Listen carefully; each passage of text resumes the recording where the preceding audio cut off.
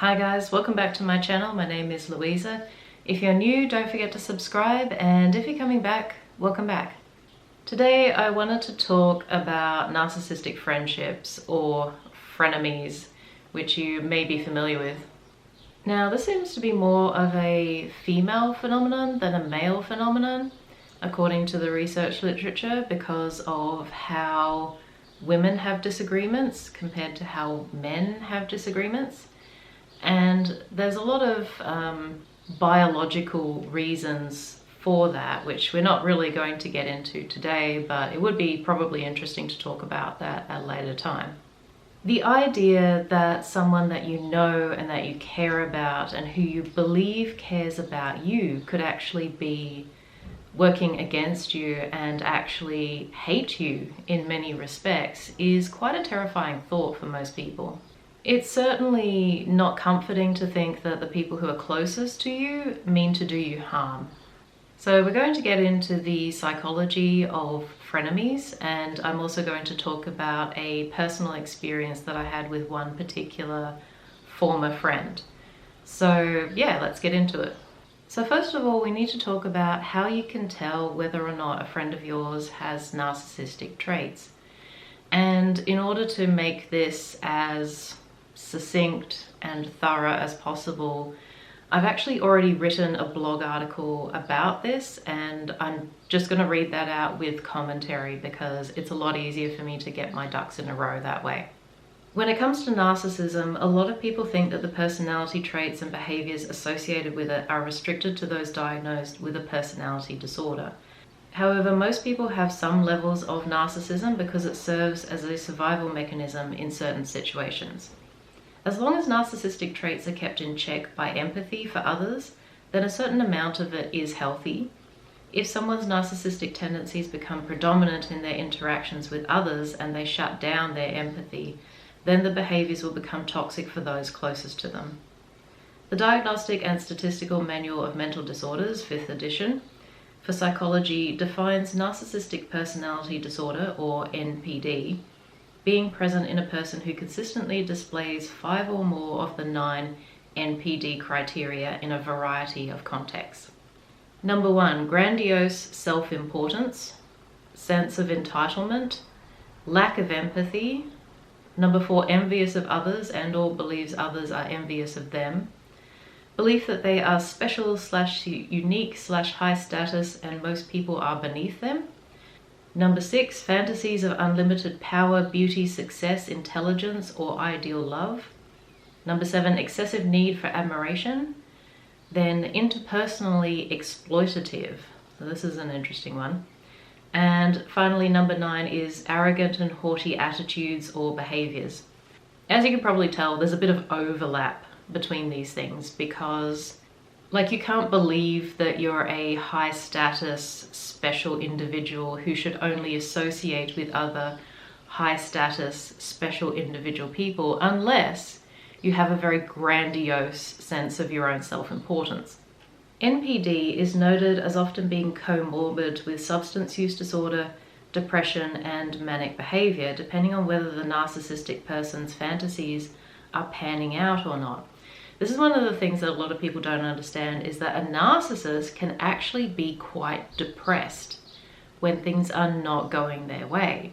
So you can have a narcissist who is battling depression. They can also rely heavily on substances in order to feel better about themselves or to numb out reality, because let's face it, narcissism is all about pushing reality as far away from them as possible. But one of the biggest addictions that tends to plague people with personality disorders is gambling. And I suppose the reason for that is because they are trying to make the fantasy about who they are a reality. So that's always the struggle that they're trying to do. And as for the manic behavior, it depends again on whether they are winning or not. So if they're on a high, then they could have an extreme amount of energy and drive to do the things that they really want to do. Because of this, friends and family of someone with NPD can believe that the root problems are the symptoms they can see, rather than the core personality traits which drive the problematic behaviors. The people around them believe that if they can just get sober or just stop gambling or just get the right medication for their depression, then the narcissistic person will suddenly become loving and kind. Little do they realize that the narcissism is preventing the treatment of those other mental health disorders, because a narcissistic person will resist self-examination and accountability.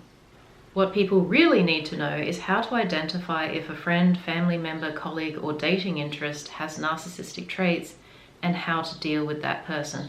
And also, I would say, like, you know, the level of narcissistic traits, because as I said before, everyone has some level of narcissistic traits. It just depends on how strong it is, kind of like a sliding scale for most people.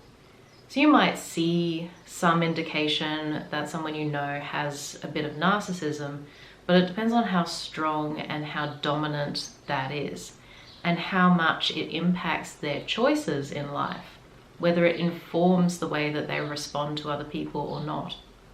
The reason why it is important to know whether or not you're dealing with a narcissist is because a narcissistic person will often approach under the guise of a friend, but harbor a great deal of ill will towards everyone around them. And that secret ill will can manifest as destructive, violent, or exploitative end results that seem to blindside a lot of normal people. Anyone with empathy would not assume that their friend could treat them in ways which are evil, but that's why such people often get away with their offenses. So, forewarned is forearmed. And as Jesus said in Matthew chapter 10, "Behold, I am sending you out as sheep in the midst of wolves, so be wise as serpents and innocent as doves." Essentially, he wants people to know what an evil person is likely to do, to be able to think about like the strategies that they use, but not to partake in that behavior. Like, don't stoop to their level. By all means, educate yourselves about how these people operate, but don't operate like them. The list of criteria in the DSM is handy, but I have often found it to be so broad that recognizing it in personal situations becomes difficult. Another frustrating thing for people dealing with narcissistic friends is how little is available on that subject. A lot has been written about narcissistic romantic relationships and quite a bit about family members, but friendship is a highly neglected part of the psychology literature.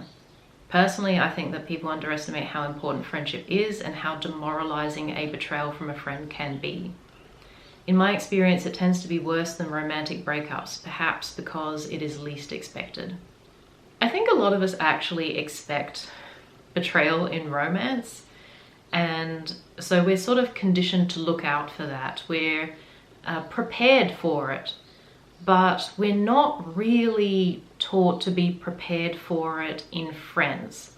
And so we're not very well equipped to identify it, and we're not very well equipped to deal with it if it happens.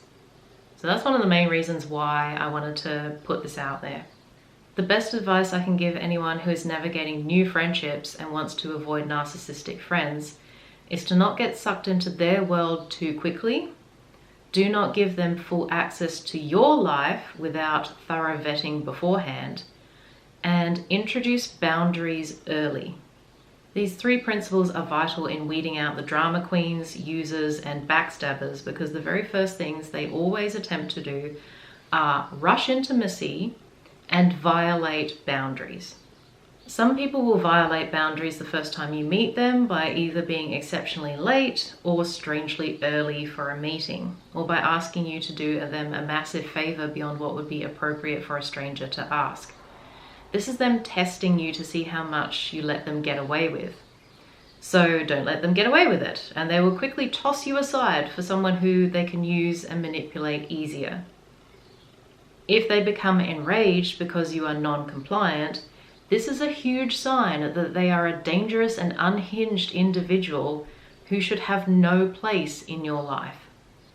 I think some people are just so afraid of conflict that they don't really see the problem in trying to avoid conflict with someone who is very combative and very pushy. Like, they would rather give in than actually deal with it at the first instance and then not have to deal with it thereafter, but because they kind of give in the first time, then they are now stuck with this person who is constantly going to like push them all the time to get what they want. By the same token, rushing intimacy often looks like either becoming overly involved in your life while they are barely an acquaintance, or drawing you into their life of drama when you barely know them. They will tell you some shockingly intimate things about themselves, or probe you to disclose intimate information about yourself which they can exploit.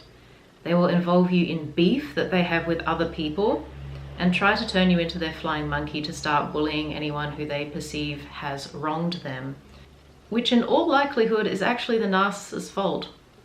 If you have a tale of woe, they have a tale of woe. It's partly to create a bond, but partly to one-up you at the same time, because everything is a competition, including trauma. They complain incessantly about everyone. Ostensibly, they are confiding in you, but actually they just talk smack about everyone, including you, behind their backs. This is not true intimacy. This is inappropriate. And the number one thing is that you need to understand what is appropriate and what is inappropriate for friendships. Because if you're someone who has been raised by a narcissist, or you have been raised around very toxic people all of your life, then you will have a very skewed and possibly messed up definition of what is normal. Your desire to be seen, understood, and accepted with all of your own messiness can make you vulnerable to toxic people. Do you crave deep and meaningful conversations rather than surface level chit chat? Then you need to be extra cautious about who you're getting deep and meaningful with. Don't jump into new friendships too quickly and too strongly, but rather learn what is appropriate for the amount of knowledge you have about that person and what is not appropriate. This might require doing some trauma healing of your own because you may have developed some toxic habits from the narcissists in your life. They tend to warp the sense of normality around them to suit their agenda. Okay, so now I'm going to share some insights from a narcissistic friendship that I had in the past. Because I think that her behavior throughout the time that I knew her is really useful information for people who have potentially narcissistic friends, because it's stuff that you don't necessarily pick up on immediately. Or in my case, it might be stuff that you kind of try to explain away or give them some grace for or some benefit of the doubt. But, you know, these are red flags and you shouldn't ignore them. I've encountered a number of narcissistic friends in the past because I had terribly low self-esteem and chronic people-pleasing tendencies, so they latched onto me like parasites. I also grew up with a narcissistic mother who taught me to accept abnormal behavior from other people. I could write about a number of my former friends, but the one who exemplifies the narcissistic traits which people should look out for is Jennifer, obviously not her real name. Jennifer's betrayal of my friendship towards the end was so shocking to me that it fundamentally rocked my ability to form close friendships and trust people for about a decade. And yeah, this is the fallout that you can have from a frenemy. They can essentially completely disrupt your sense of trusting other people or even trusting yourself to determine whether or not someone is good to have around. And so there's long-lasting detrimental effects to people from friendships like this. I have since held acquaintances very lightly and been prepared to cut ties if someone turns on me, which has actually been necessary a few times, but can also be incredibly isolating. Ultimately, I needed to learn how to discern which people should be trusted and which needed to be avoided, and never to ignore red flags early on. This meant that I needed to change my friendship forming style drastically, as outlined in the previous segment. I met Jennifer at work where she was doing her 1 year of paid internship to learn the ropes and hopefully work in the industry in the future. At that time, she was just out of high school, barely an adult, so I explained away a lot of her behavior with natural immaturity and tried to take her under my wing as an older mentor figure. So, as you might be familiar with, narcissists tend to be very immature people, so it can be hard to spot them when they're young because young people are immature. At work, she would be snide and passive-aggressive to customers, which the manager pulled her up on. But Jennifer would then storm off into the break room to throw a pity party and cry. Being stupid, I would try to console her and find out what was wrong. So the excuse she gave for her behavior was, "My mum is very sick and dying, so I'm under a lot of stress, and that's why I treat people like dirt." And I accepted that excuse, feeling sorry for her. Of course, she didn't actually say that in those exact words. This is sort of my insight into how narcissistic people are. So, you know, it doesn't matter how they have treated people, how badly they have behaved. There's always an excuse. And sometimes the excuse is true. This was red flag number 1. Narcissists get a lot of mileage from pity. They absolutely sure do. Especially, like in this case, we're actually talking about covert narcissism, and covert narcissism primarily exploits and capitalizes on pity. They exploit other people's empathy while displaying zero empathy for others. Jennifer did not care that she made people feel like crap, or belittled them, or was condescending, or held others with contempt. She cared that she was being called out for it. Any excuse will do, but the best excuses are actually true, and her mother was often in hospital, although her mum is still unwell 10 years later, according to a mutual acquaintance. I have had loved ones in crisis, and I have still never used another person as an emotional punching bag. This excuse is total BS. So, you know, my part-time job while I'm studying psychology is still in customer service because that's where I have the most experience. And just because, like, my husband for the last 6 months has been in and out of hospital with a life-threatening condition does not mean that I treat people like crap. It does not mean that I am passive-aggressive or snide or condescending or hold others with contempt. But of course, back then, I was full of excuses for people. Like, if anyone supplied me with the most tenuous, ridiculous story for why they behaved terribly, I would accept it. So that's an issue that I have had to deal with. As you can imagine, Jennifer did not get a recommendation from the manager to gain an ongoing position after her internship. I had worked with that manager for years beforehand and respected her in the industry, but at the time my barometer for toxic behavior was fundamentally broken, so I didn't pick up on the warning signs like the manager did. Instead, I felt bad for Jennifer, which made me the perfect target. The other thing that the manager had an issue with this person is that she did not take feedback well. She did not listen to directions, and she argued back with the manager quite a bit, which, considering she was like a teenager and had zero experience and zero qualifications in the industry, is absolutely gobsmacking. Like, the amount of arrogance you need to try to tell an experienced, like, well-trained manager how to do their job is just mind-boggling. So these days I can absolutely see why the manager was like, yeah, no, she is not getting a job after this. She was terrible. When it came to other workmates, Jennifer knew I was friends with another girl who had been the previous intern and obtained a full-time position afterwards. During their time working together, they were also friends, but behind her back, Jennifer called her a slut, not in exact words like that, but she told a lot of stories about this girl, which I don't even know are true, might not be true. They sounded pretty wild and not consistent with who that girl, like, proved to be later on when I knew her a bit better. And Jennifer liked to assert that she would be much pickier about who she dated, which was why she was still a virgin.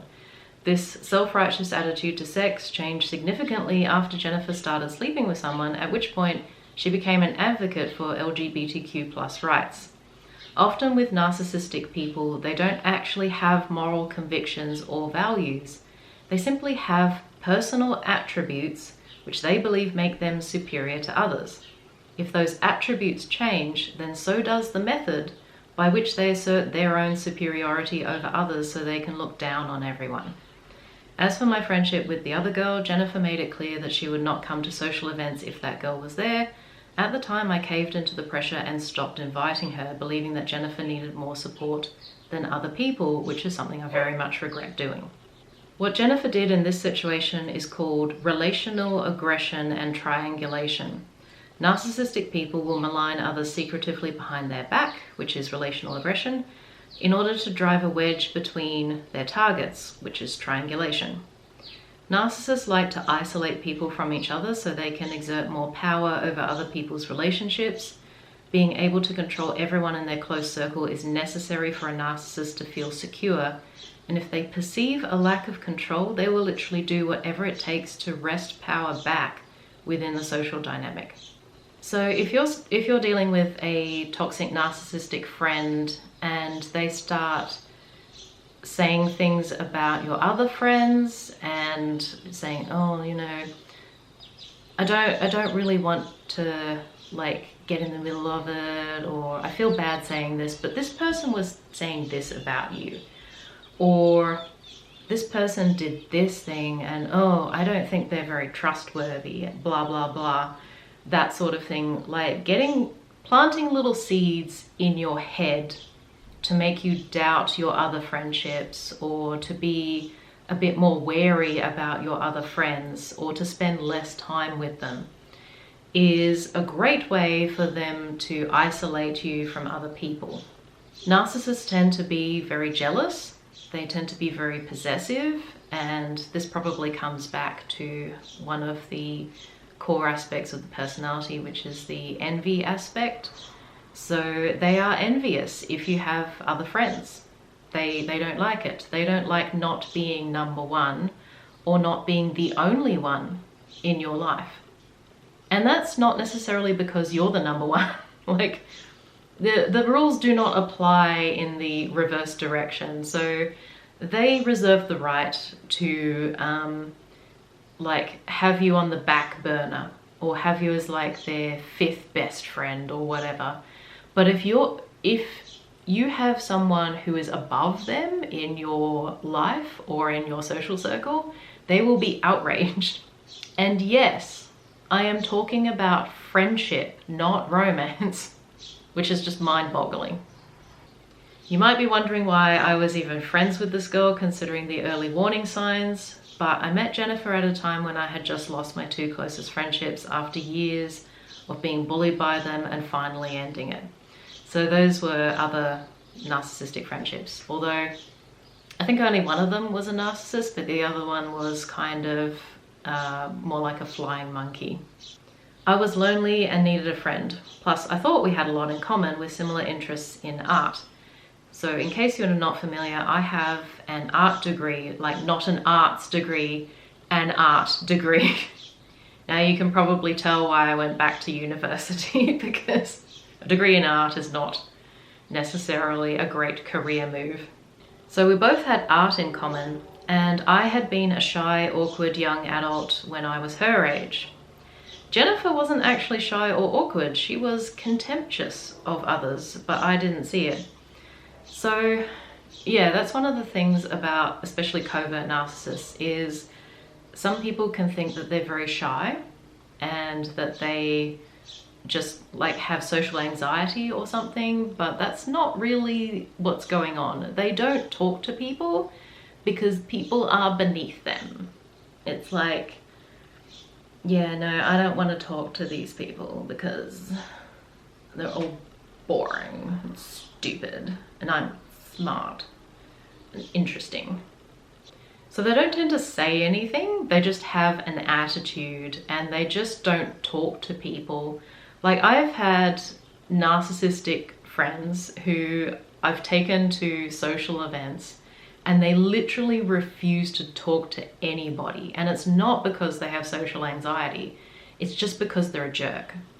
Anyway, as a big sister figure, I was more than happy to give her free lifts when she didn't have a car or license, and I was more than happy to invite her to social gatherings or go to gallery exhibitions with her. So yeah, I thought she needed social help. I was really stupid.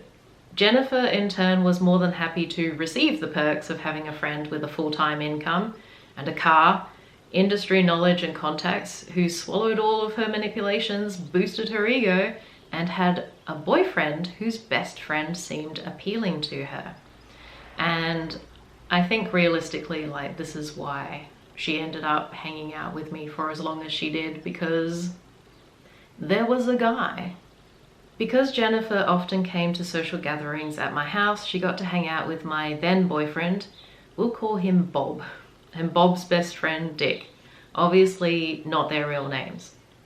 Bob and Dick were both alcoholics, but Dick seemed to be much worse, so I only noticed his alcoholism at the time. And this led to a huge number of arguments with my ex about, like, all of the drinking that they did. And at the time, my ex was like, oh, I can help my friend by being a good example or being a good influence on him so that he doesn't drink as much. But it was actually the opposite that was true. And they both drank huge amounts. And like, not even just on 1 or 2 days a week, but like throughout the week. Dick was also considerably older than Jennifer and a bit of a sleaze, often cracking onto my friends or staring at me if nobody else was around, or even actually if they were. He didn't seem to really mind who saw, he just would like stare. The only friend he didn't crack onto was Jennifer. Maybe he thought she was too young, or maybe she was not attractive enough for him, or maybe he knew she was really into him and didn't want anything serious. Whatever the reason, for over a year he never crossed that line. Dick and I did not get along. Firstly, he stared at me, which made me uncomfortable. Like, what a way to put someone off, just be like. Secondly, he would projectile vomit alcohol and become completely inebriated almost every weekend at my place.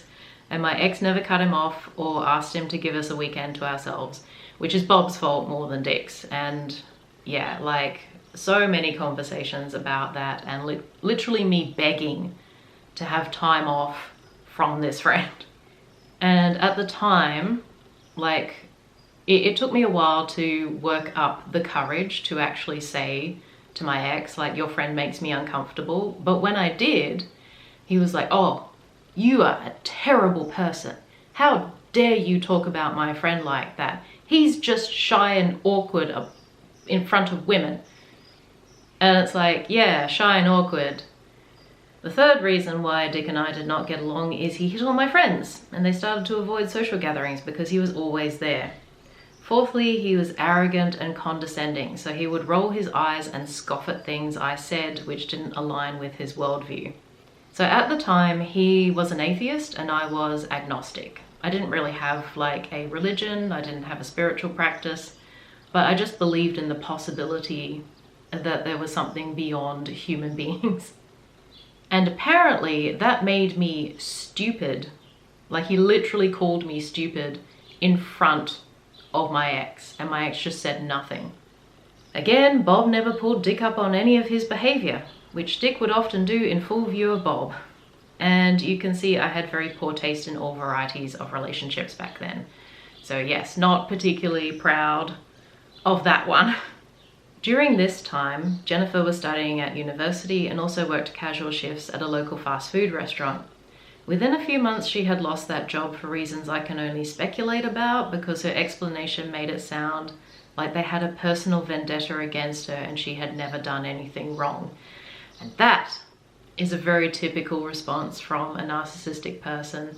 Like, the most likely explanation is the simplest explanation, which is you either didn't do your job right, or you just didn't turn up, or, you know, you did something and they had to let you go. But no, it's because they just have an issue with her as a person, and there's nothing wrong with what she did at all. Having worked with her previously, I am certain that is not true. If I had to guess what happened, I would say that her customer service skills were once more lacking or openly hostile. And that's the thing, like, I saw her treat people this way, and for some reason, even though I found it shocking and horrifying at the time, it still didn't tweak to me that, like, maybe she has some issues. That particular time of my life seemed to feature a lot of house parties, which is the complete opposite of my life now. I am such a hermit. My ex needed friend approval like some kind of drug and would never listen when I said it was too much and I needed less people around, or actually begged for quiet time.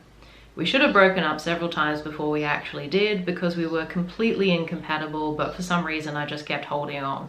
Thankfully, I'm not like that anymore. One of the things that I think is really important about, like, discerning whether or not you have a toxic friend in your life or a narcissistic friend or a frenemy is to actually figure out what your own issues are and to deal with them. Because, you know, the fact that we're taking part in these dynamics, in these situations, there must be some reason for it. There must be, you know, something that we can work on in ourselves as well. Not just identifying how inappropriate and toxic people are, but also going, like, why am I engaging in this situation? Why am I taking part in this? This is not for me. I need to choose healthier for me. At these house parties, Jennifer would often play manipulation games. She liked to disappear while everyone was talking and wait in some remote corner of the property for someone to go looking for her and find her. She often got annoyed that nobody noticed her disappearance sooner, which is how I knew it was a game for attention, rather than a genuine need to have time away from the crowd. I would then need to console and placate her for some time before I could coax her out. A true introvert isn't sad about being alone. They feel relieved to have a quiet moment to themselves. Unfortunately, people often confuse introverts with covert narcissists because covert/vulnerable, you can use those two words interchangeably. Covert or vulnerable narcissists are not exuberant in large social groups like their overt, grandiose counterparts. They are not as confident or charming, despite being just as entitled and needing constant admiration. So they still have these toxic traits. They still have all of the criteria of a narcissistic personality, but they don't have the personal attributes to make it happen. They don't have the charisma, they don't have the charm, they don't have the gregariousness. So they want the admiration, but they lack the skills to get it. Usually they need to find one or two adoring audience members who they can monopolize to get their attention needs met. And if those people are distracted by other friends, they will become angry. They believe that attention rightfully belongs to them alone. So they want to be able to monopolize their friends, and that's why they can act pouty or sullen in social situations. They can, like, sulk in a corner if you take them out to social events. They might even behave very passive aggressively to the people that you are out with, or they can be outright rude. So I was dating a guy who would literally pout in the corner if I took him places, and I once took him to a friend's house, and literally in her own home, he was like calling her fat and disgusting, which, even if it's true, is not appropriate. Like, who in their right mind goes to someone else's house and insults them? That's just wild. But that is what narcissistic people will do, and they will do it to try and drive a wedge between you and your friends. So your friends no longer want that a-hole around. So if you're attached to that a-hole, generally speaking, you don't get invites. A narcissist who is not receiving as much attention in a group setting as they believe they should have will do things to get attention, like disappearing without saying anything and making others come look for them, then throwing a pity party when it takes too long for their absence to get noticed. It's a very juvenile thing to do, but one of the hallmarks of narcissism is a lack of maturity and inability to handle their own emotions in a constructive way. They feel bad, for example, due to the lack of attention, so they do something dramatic to appease their emotions. They lash out, they act out, and they do something stupid and crazy. Even if they look ridiculous as a result, narcissists frequently do some bizarre things with zero shame or self-awareness. It is also impossible to shame a narcissist into changing their bad behavior, because rather than feeling self-conscious if somebody points it out, instead they feel incensed or offended and play the victim or fly into a rage. Again, it demonstrates a lack of emotional development. Their communication style is frequently passive-aggressive rather than collaborative, and you will struggle to get them to communicate constructively about anything. At one of these house parties, Dick eventually reached his goal of getting a positive response from one of my friends. She had recently broken up with her long-term boyfriend for the umpteenth time and seemed to be looking for a quick date to make her ex jealous. I didn't want to be involved in that situation because adults can make choices for themselves, but Dick pulled me aside and asked if I thought that Jennifer would mind if he dated my other friend. This annoyed me immensely because it proved that he knew about her crush all along. My response was to ask why he thought Jennifer would mind, and he didn't have an answer for that, so slunk off to continue talking to his new date. Clearly both of them were playing stupid games and winning stupid prizes, but it was none of my business. In that situation, Jennifer seemed to handle it brilliantly, being completely nonchalant and continuing to hang out with everyone as though nothing bothered her. She had never discussed her crush on Dick, and I had never tried to shatter the illusion that nobody was the wiser about it. As far as I was concerned, she was welcome to preserve her dignity, and I would also safeguard it. Sorry about the gardening noises, I can't do anything about it. I didn't tell Jennifer what Dick had said because I didn't want it to get into her head or embarrass her, but my opinion of him plummeted even further. As you can imagine, Dick's relationship with my other friend was short-lived and they only kissed once because her dating someone had the desired effect of making her ex jealous, and they got back together. You might be glad to know she has since moved on from that toxic mess and learned to have healthier standards for herself. Was it wrong to use and discard Dick? Absolutely. Even the biggest jerks don't deserve that sort of treatment. Yeah, nobody deserves to be like strung along and used to make someone else jealous. Meanwhile, Dick was single again and more than ready to mingle. Bob had shared a number of insights about Dick's dating history, which included multiple one-night stands, which resulted in him getting robbed by the women he brought home, and also visiting a brothel with his army friend. He did not seem to have any real relationship despite being over 30 at that time. So his dating history kind of alarmed me. It seemed really just focused on sex. Perhaps his attitude towards women in general was pretty poor, or maybe he was just shy and awkward, as Bob insisted was the case. Either way, I was not happy when he eventually asked out Jennifer. Jennifer was still only 20 years old and had never been in a full relationship before. She certainly didn't seem equipped to deal with a jaded alcoholic, and at that time I still believed that my friend deserved better in life. When she told me that he had asked her out, I openly said that I thought it was a bad idea and pointed out all of his history. She agreed wholeheartedly, and that was why she had actually turned him down. It was an interesting conversation because she was like, oh, he's asked me out, and I was like, oh, okay. He seems like a mess. He's got a lot going on. You know, the alcohol, the way he treats women, I don't think it's good. And she was like, oh, yeah, no. Yeah, like, no, I totally turned him down. Yeah.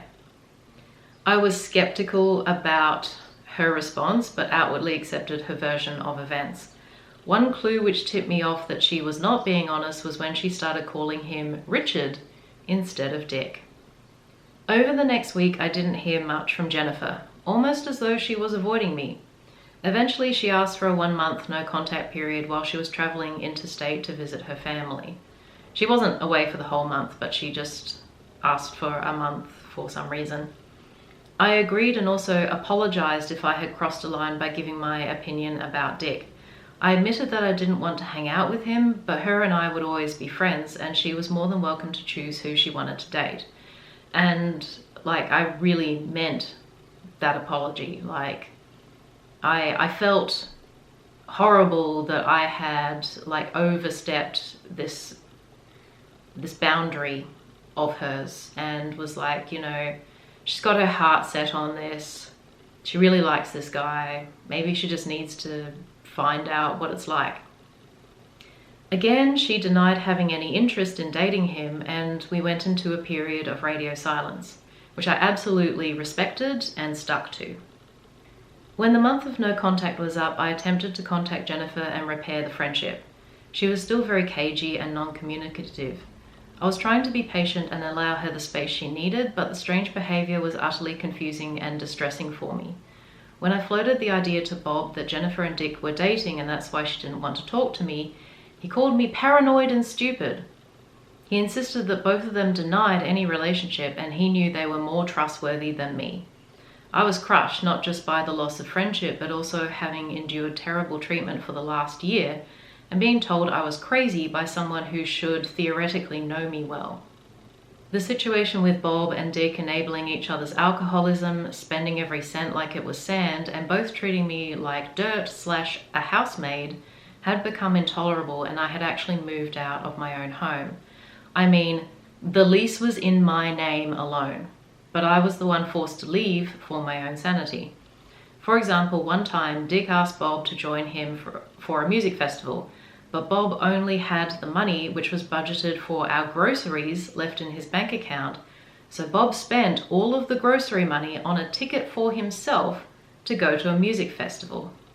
And then Bob claimed that I was being too demanding when I cried because we had no grocery money. I gave Bob an ultimatum that Dick needed to be gone in the 2 weeks I was away, and if Bob didn't like it, then Bob would need to find somewhere else to live too. During the time I was away, I found out that Jennifer was hanging out at my house with both Bob and Dick, but she was still refusing to see me, always saying she was too busy. For some reason, even though Bob was not happy with me, he hadn't moved out when I got back.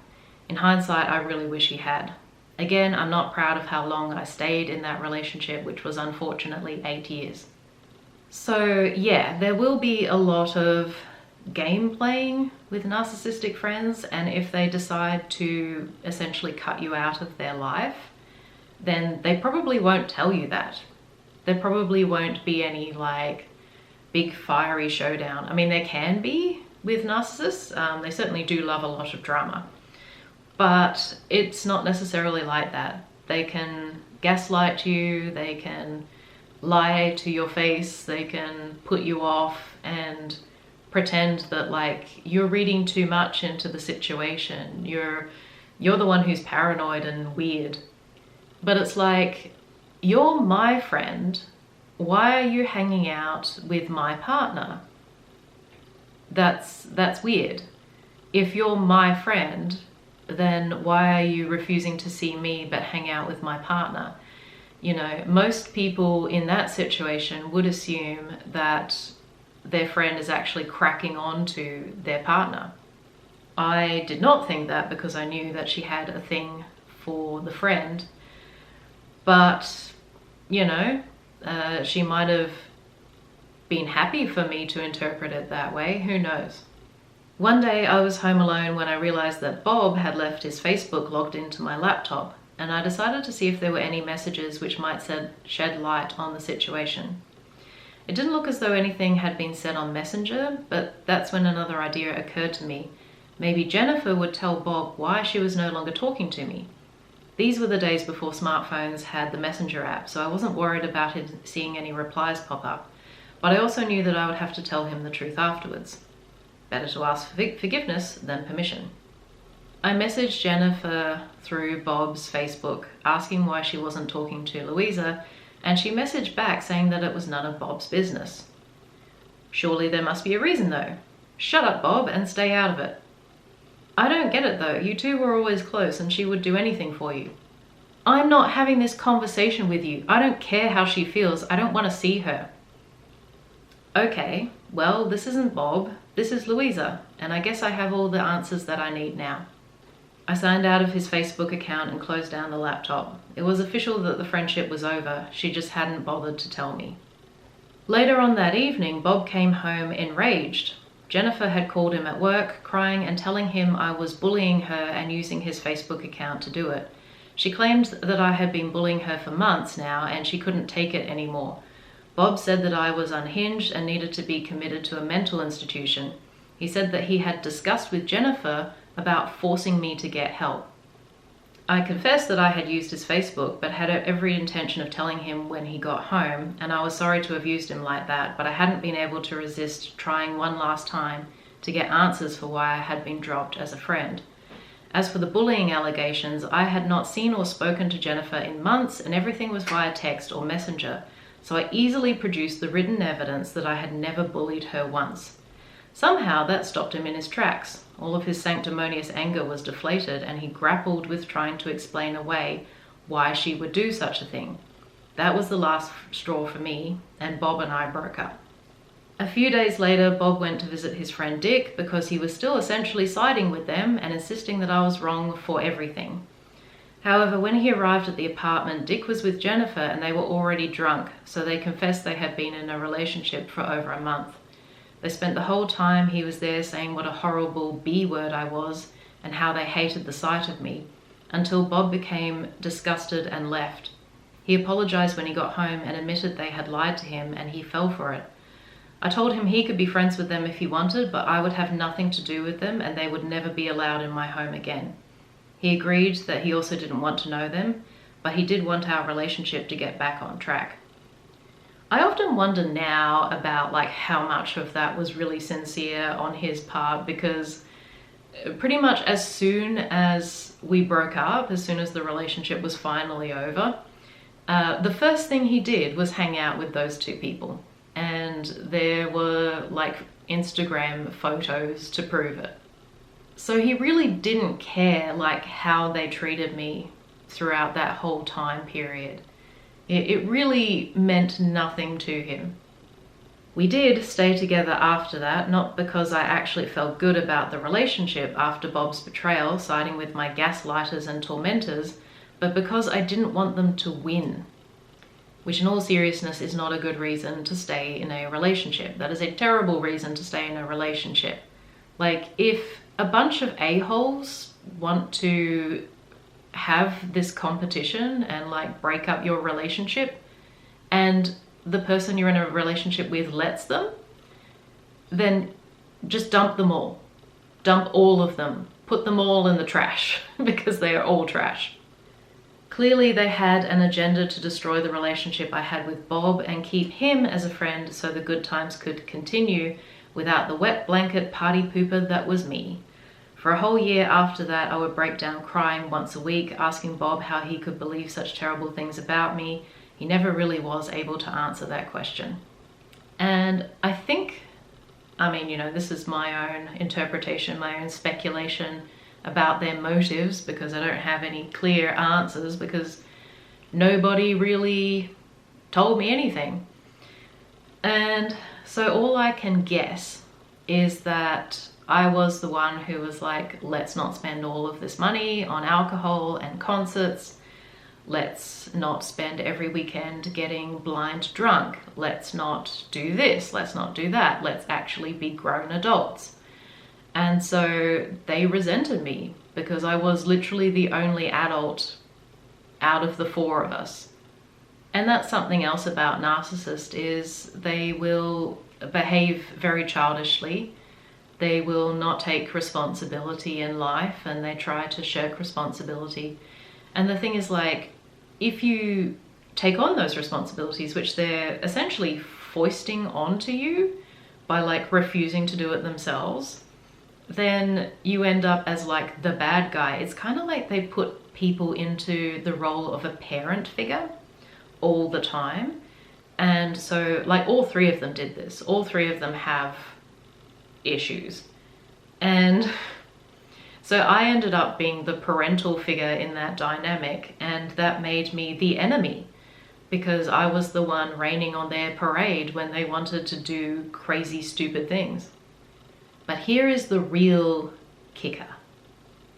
Here is like the cherry on top of this poop pile. 2 years after all the drama went down, a mutual friend told me that Jennifer was having some health problems and had been thinking about reaching out to me for support. I vaguely expressed some sympathy but did not comment on the possibility of being friends again. About a week later, I got a text message from Jennifer saying that she could really use a friend and remembered all the good times we had together. I asked if she was going to apologize for how she had treated me the last time we communicated. "Ugh," she wrote. "I thought you'd be over that by now. I've moved on. Why can't you?" I explained that under no circumstances would I be friends with someone who I could not trust and who refuses to apologize when they have wronged me.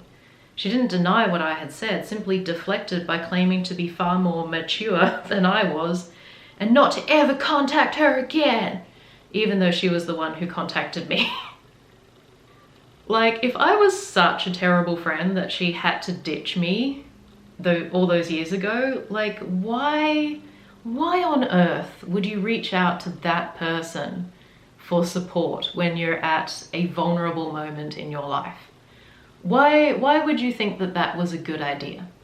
Could it be that I was actually a very good friend to her? And she was like, you know what? I need someone who I can push around. I need someone who can run around after me and bolster me and make me feel good about myself. I know. Louisa. And this is your daily friendly reminder that even though I wasn't a Christian back then, if she had have asked the same question now that I am a Christian, the answer still would have been no. Because it's not like a life and death situation where, oh, I'm homeless and need some money. You know, in that situation, yes, give them some money, give them some food, put them in touch with someone who can give them somewhere to stay. But wanting to be friends again without ever feeling the need to apologize, that's not biblical. That's not what the Bible talks about when it talks about forgiveness. Because in the Bible, forgiveness is always paired with repentance. And guess which one comes first? Repentance. So you have to be sorry for what you've done. First of all, you have to acknowledge what you've done. You have to acknowledge that it was bad, that it was wrong. Second of all, you have to apologize for what you've done. Then you can receive forgiveness. And then you can potentially receive restoration in the relationship. But without those essential steps to start off with, there is no possibility of forgiveness. Because what am I forgiving? You haven't acknowledged anything. What do you want forgiveness for? You haven't apologized. What exactly are we talking about? As you can see, it doesn't matter to a narcissist how they have treated people and destroyed friendships.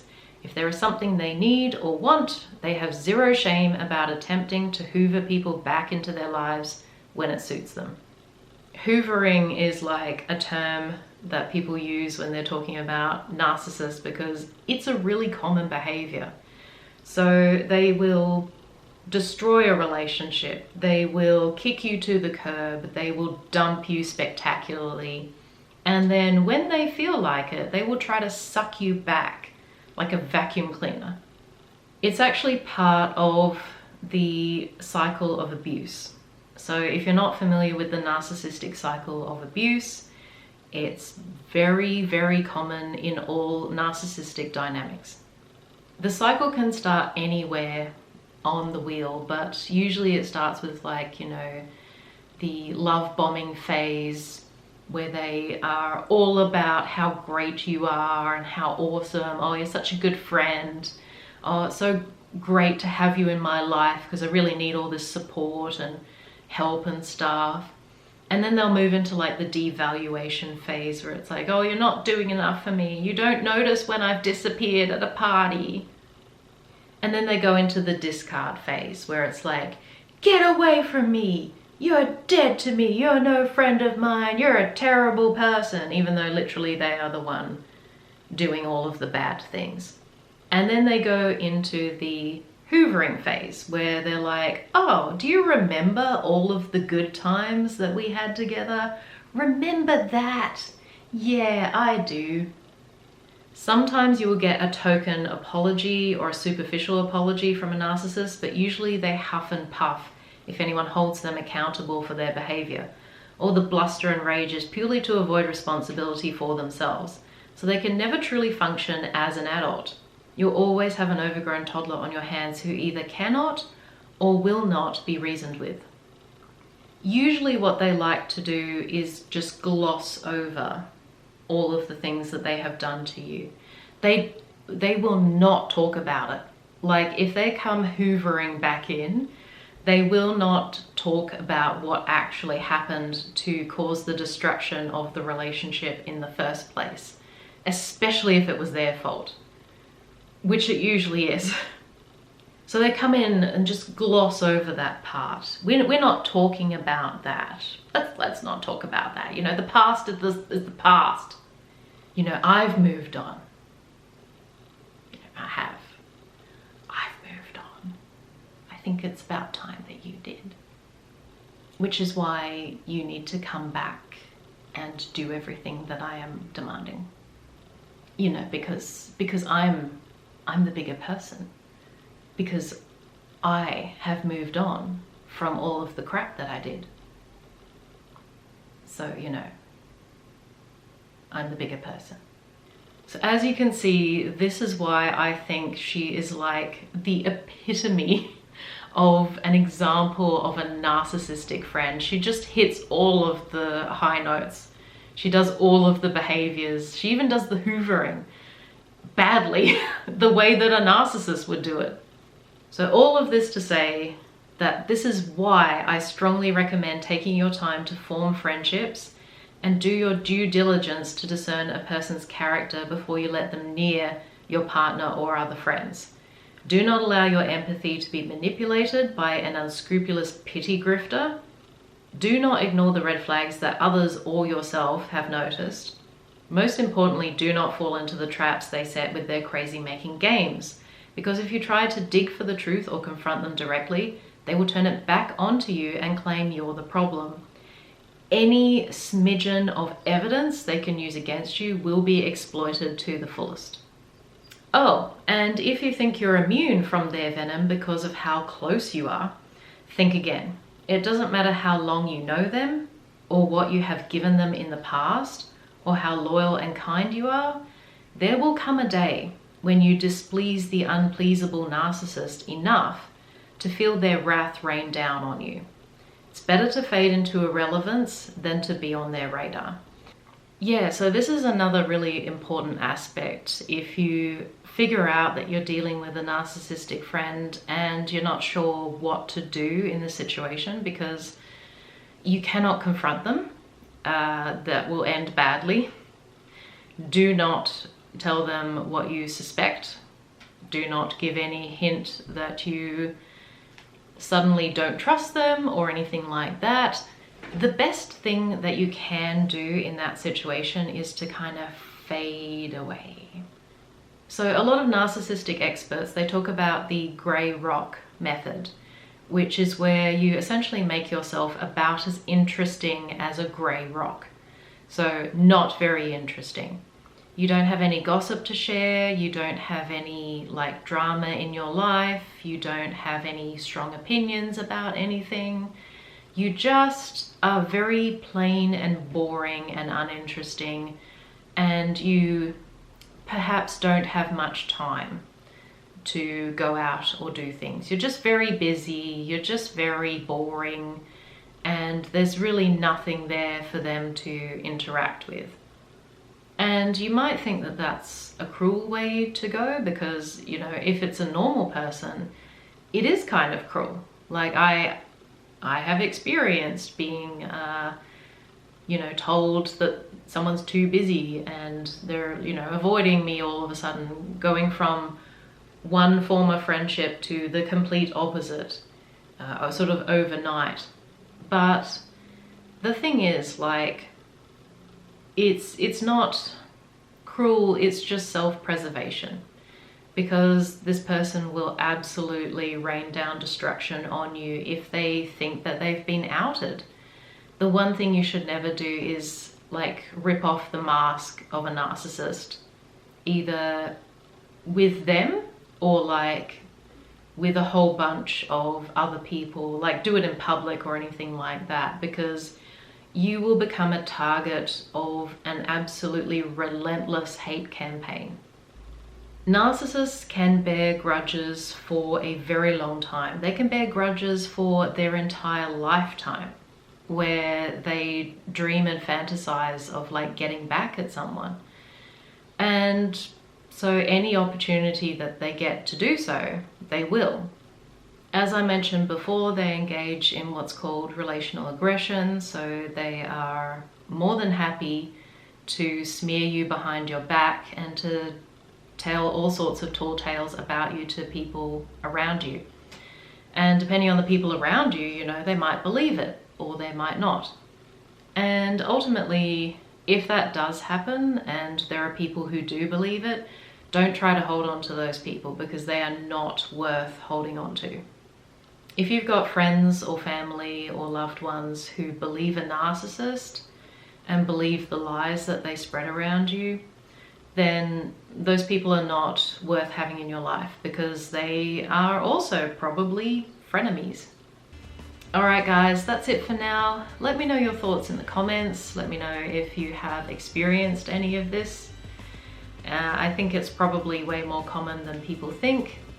And don't forget to subscribe if you're new, hit the like button, share it with people if you think they need it. There is, as I said, the blog article, so I'll leave a link for that in the comments, and if you want to share that, might be a bit easier. And yeah, I will see you next time. Take care and God bless. Bye.